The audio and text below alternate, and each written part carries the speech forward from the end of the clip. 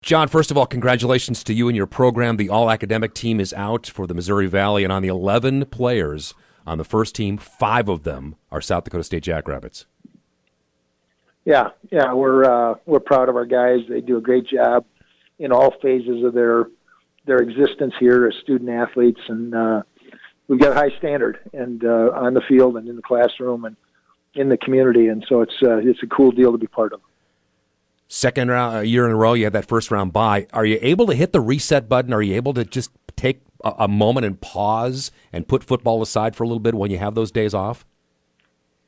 Without a doubt, yeah.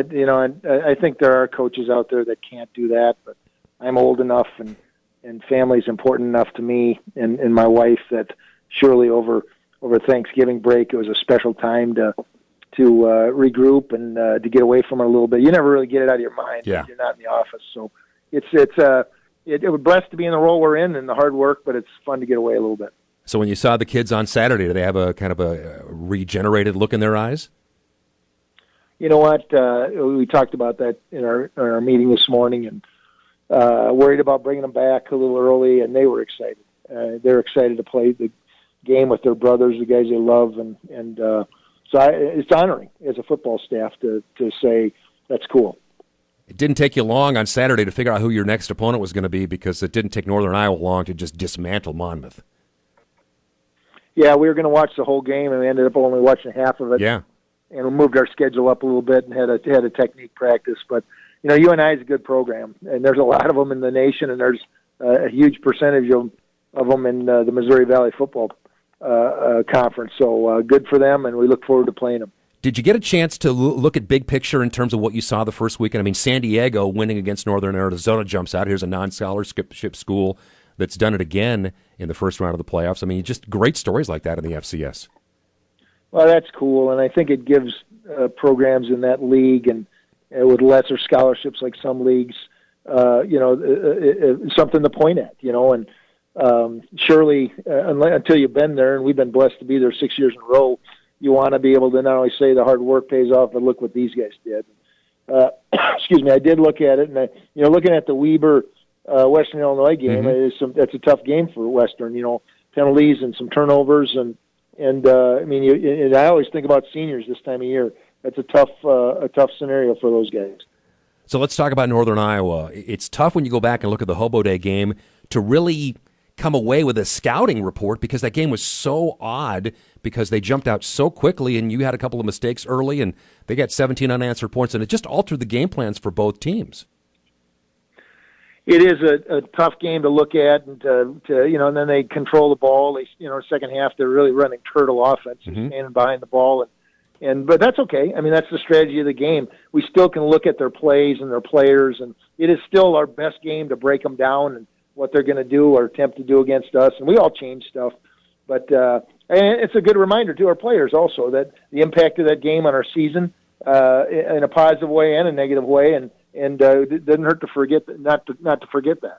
And as you mentioned, John, I mean, you change things up sometimes, and they changed things up on you defensively at the beginning of that game.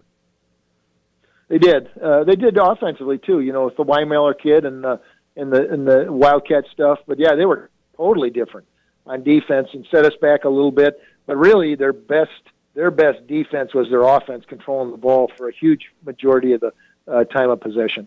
Let's talk about their defense first. You talk about Jared Farley, Ricky Neal, and those two guys are very, very disruptive on an offense.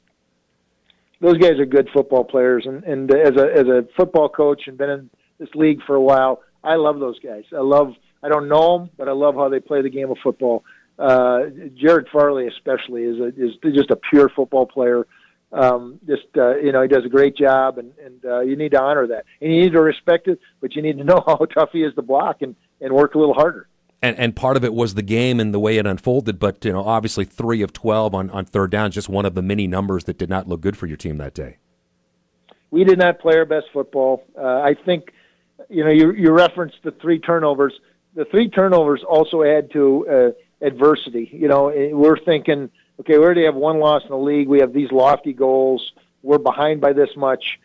We haven't stopped them. We don't get the ball. All those things. Now, these guys are not 60 years old like I am and been through all this stuff 15 times. They're experiencing it, and they've matured. And look what they did after that game with that same type of mentality. So I'm proud of them, and don't expect the same results in this game. And that is a great point, John, because right after that game, you were quick to point out it's not that you lost. It's how you lost and how your team did not respond to adversity that you were looking to see what they were going to do going forward. And as you look back now, that was the last time you guys lost all year. Yeah, and again, I'm proud of them, and they didn't change ages. They're still 18 to 22 years old, and we talked less as coaches. We focused on the one thing we always have part of our week, and that's being 1-0, but we talked about it daily, being 1-0, and we had some seniors step up and in a really positive way and great leadership. Specifically, Brady Mingarelli just challenged the team to dedicate themselves at a higher level, and it seems to be working right now. But the football game is a fickle game. It's one play here, one play there. We got to be ready to make those plays. Let's talk about them offensively. Eli Dunn, and he's a quarterback that presents you with some challenges. Eli Dunn is a really good player, and I don't think he gets the credit he deserves. There's a lot of good players in the Missouri Valley Football Conference, and he is one of them at quarterback. He runs the show. He's really good at reading RPOs, and the run-pass option and getting the ball to some really good receivers or giving the ball to the running back. Probably won't see him run as much, and especially because he was hurt later on in the year, but he is a guy we need to be concerned about. And when he does put it up, Darius Fountain had a phenomenal game against Monmouth and had a nice showing against your club as well. He's a good football player. When we recruited him, I was in his home. We know him. Again, one of those guys you respect and love the way he plays. Very confident, makes the tough play, makes the easy play, runs hard with the ball. He's an one of the three all-conference players, so definitely a good football player. And you mentioned Marcus Weimiller, a kid that gained 170 yards against you in that game where they ran it 60 times. I mean, obviously, your defense knows all about trying to bring this guy down.